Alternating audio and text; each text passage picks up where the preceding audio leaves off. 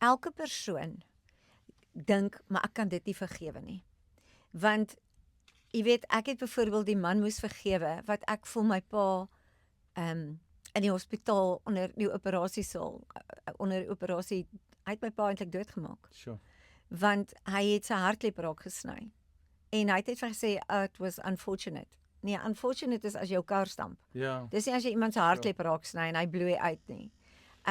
So daai keuse om onmiddellik te vergewe. Die keuse wat ons maak is om God te vertrou met die oordeel. Want oordeel is syne.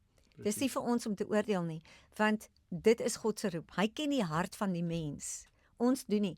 En hier's die ding wat ek geleer het en ook by Dr. Bruce Wilkinson. Oor vergifnis is die volgende.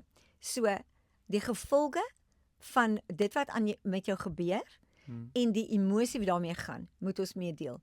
Niemand sê om te vergewe, dit was okay nie. Ja. Dit is nie. Amen. Ek werk en ek het al gewerk met mense wat uit satanistiese rituele goed uitkom, wat die verskriklikste goed mee gebeur het.